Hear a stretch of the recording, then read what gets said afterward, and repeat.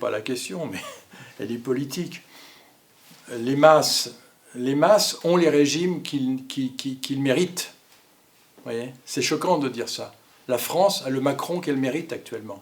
Parce que la France, massivement, elle veut quelque part qu'on la prenne en charge, qu'elle soit en sécurité, qu'on lui dise qu'il y a une grande épidémie et qu'il va falloir qu'un vaccin va la sauver et qu'elle va être tranquille et qu'elle va vivre dans la paix devant son ordinateur, à pouvoir profiter des plaisirs de la vie sans aller travailler, etc., etc. Tout le monde veut ça. Bah, si la majorité ne le voulait pas, Macron ne pourrait plus rester en place. Aucun gouvernement ne resterait en place. Les masses, c'est les masses qui dirigent. Kadhafi avait dit « Nous sommes dans l'ère des masses, et ceux qui dirigent les masses doivent accompagner le mouvement des masses. » Qu'est-ce que fait le pape jésuite? Il accompagne le mouvement des masses, n'est-ce pas? Il leur dit « Devenez, il dit aux chrétiens, devenez des citoyens du numérique. Devenez des citoyens du numérique. Essayez de réfléchir à ce que ça veut dire d'un point de vue théologique. C'est très très simple. Je ne sais pas pourquoi les gens ne réalisent pas encore ce phénomène jésuite. Ce n'est pas obsessionnel chez nous, c'est un fait. Ils ont la puissance intellectuelle et financière qui leur est d'ailleurs communiquée par un certain lobby que je ne nommerai pas ici, qui travaille avec eux, dans une perspective évidemment mondialiste de réaliser un ordre mondial avec une nouvelle religion mondiale, avec une nouvelle science. Le pape, je crois, vient de parler d'un nouveau paradigme pour l'éducation. Il voudrait que tous les enfants du monde soient éduqués de la même manière, dans les mêmes écoles et sur les mêmes dogmes matérialistes. Il faut bien le comprendre, hein, qui pour eux sont les dogmes finalement de l'Église, se rejoignent puisque Dieu a créé le monde matériel. Donc tout ça, tout le monde est d'accord là-dessus. Les juifs, les musulmans vont dire oui, bah bien sûr que la matière, le monde matériel, il est divin, c'est une création de Dieu. Et qu'on est là pour le porter à sa perfection, mais que pour ça il y a un élément gênant. Cet élément gênant, il s'appelle Jésus-Christ. Parce que c'est pas exactement ce qu'il a dit. C'est même le contraire de ce qu'il a dit avec la fameuse phrase « Mon royaume n'est pas de ce monde ». Et là, on est devant une force réactionnaire, scientifico-religieuse, qui a des intérêts à maintenir son pouvoir sur l'humanité. C'est tout ce qu'on peut dire. C'est une question politique et de pouvoir. Et ça se respecte. C'est comme ça. C'est la loi du plus fort. Bien sûr. Je crois qu'on est très très peu à pouvoir réfléchir à ces sujets. J'espère que ça aidera les personnes à se poser des bonnes questions, à éviter les embûches sur ce sujet tellement désinformé, n'est-ce pas? Chacun fait ses vidéos actuellement, tout le monde branche sa caméra puis parle sur le coronavirus, surtout je parle, je vous explique, et vous avez 10 000, 50 000, 100 000 vues. D'accord? Un type qui parle, il a 100 000 vues, il a 500 000 vues, il finit parce qu'il raconte des choses, il excite les gens. Il n'a aucune solution. Il n'a aucune connaissance profonde des problèmes. Il a son petit sujet, et puis ça plaît sur le moment. Pendant quelques mois, ça a été le coronavirus, et puis bientôt, ce sera autre chose. Voilà. Mais comprendre le système dans son ensemble, appréhender les puissances qui sont derrière, où est-ce que ça va, comment ça marche, quel est le but de tout ça. Vous voyez ? On est impuissant parce que les meilleurs esprits ne s'y consacrent pas. L'idée, c'est que pour réaliser véritablement l'ordre mondial, les autorités, les jésuites, les scientifiques, l'État, les politiques jouent avec ce courant de l'âme humaine qui veut être prise en charge. Et la science ne suffit pas. La science ne suffira pas à elle-même. La science nous promettra une immortalité de quelques siècles, ou une santé parfaite, et une transplantation d'organes dès qu'on aura quelque chose de défectueux, et de vivre dans un monde pratiquement virtuel de plus en plus, où la souffrance sera reléguée à quelque chose elle sera pratiquement supprimée, la souffrance. Donc ça sera la mort de l'âme, quelque part, en même temps, puisque la conscience, la douleur, sert à la conscience à évoluer. Donc Marx l'a dit, c'est la fin de l'histoire. En fait, c'est la théorie du marxisme, hein, c'est la fin de l'histoire. On arrête tout à un certain moment. Ça ne peut pas marcher, vu le fond humain religieux, sans que cela prenne un caractère sacré. Il faut que l'ordre mondial se sacralise lui-même, comprenez ? Il faut que la science se sacralise. Et quand le pape dit « devenez un citoyen du numérique », il nous indique déjà que c'est une voie sacrée. Oui, c'est une voie sacrée. C'est comme ça maintenant. La nouvelle religion, c'est d'être connecté. C'est d'être connecté tout le monde ensemble par les réseaux technologiques, etc. Alors, ça marche un peu, actuellement, mais il faut que ça devienne une révélation pour l'humanité. Il lui manque une révélation. Une révélation, ce serait un ordre mondial où se présenterait un président des États-Unis du monde, n'est-ce pas, comme un personnage qui est le sauveur, qui rétablit la paix partout, qui calme la famine, qui rétablit, on peut dire, une vie normale dans la nature, qu'il dépollue les fleuves, etc. Et ça, c'est possible de le faire. Ils savent que, d'ailleurs, on pense qu'ils polluent énormément pour montrer qu'à un certain moment, ils peuvent dépolluer. Vous voyez, ça, c'est déjà une stratégie. Hein. On sait que l'écologisme est une invention de la CIA. Alors, les masses, c'est ce qu'elles veulent. Donc, il faut donner aux masses ce qu'elles veulent. Les masses veulent du pain et des jeux. Il ne faut pas chercher plus loin pour contrôler les masses. Mais il y a un moment, il leur faut Dieu aussi.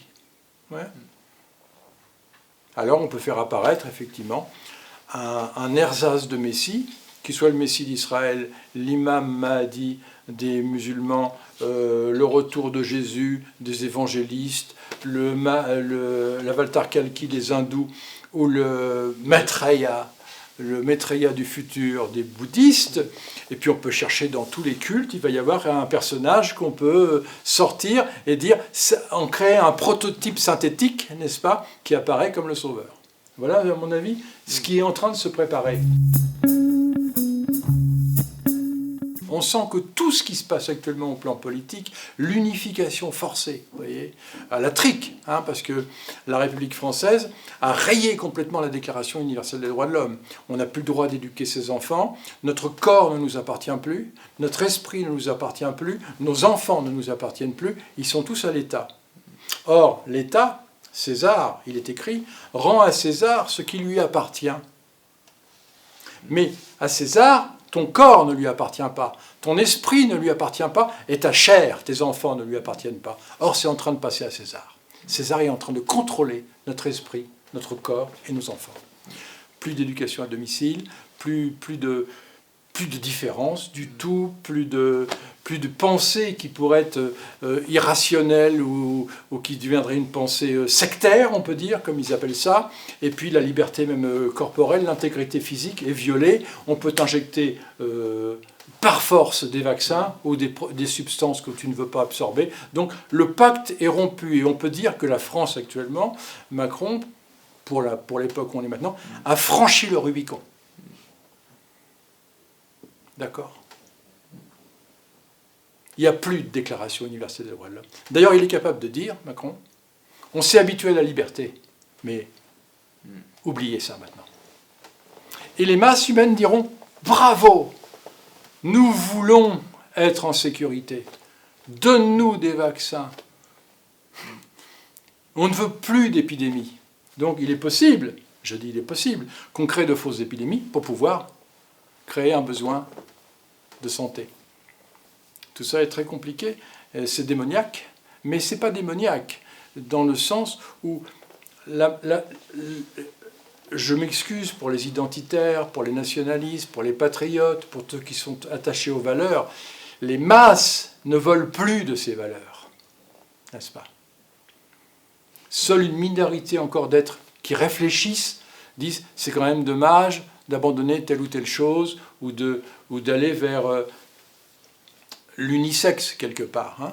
Je ne sais pas comment ça s'appelle, le transhumanisme. C'est quand même malheureux d'aller vers ça. Mais les masses le veulent.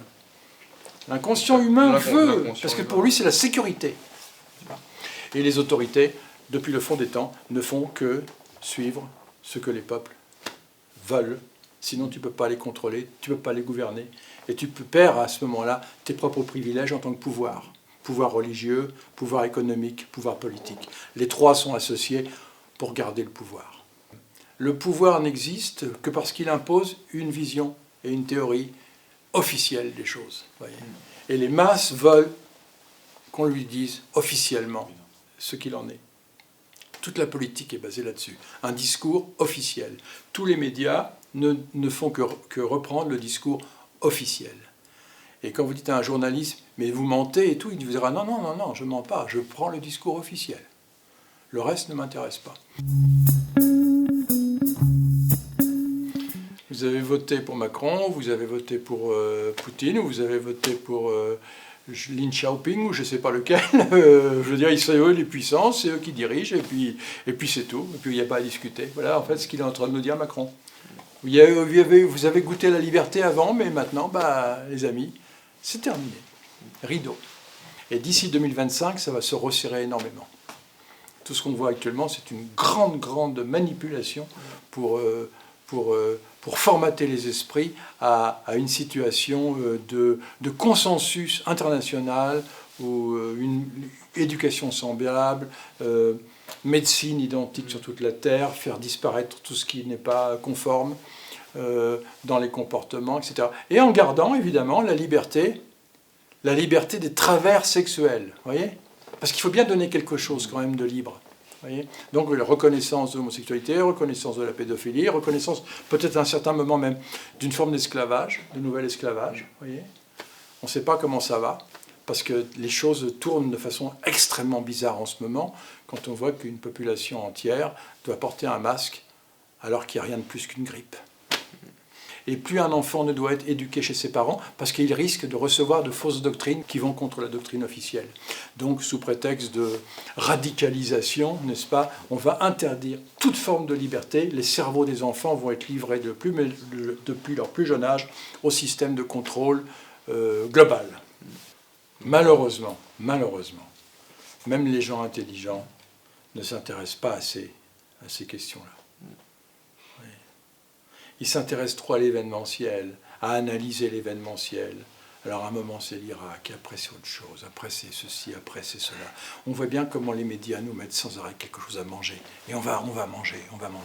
Allez, c'est pas forcément digeste, mais on y va et on commente et on explique. Et les médias alternatifs et les médias dits de réinformation suivent en fait l'actualité que les puissants leur donnent à manger. Et ils courent après, ils courent derrière, souvent pour contester absolument en vain.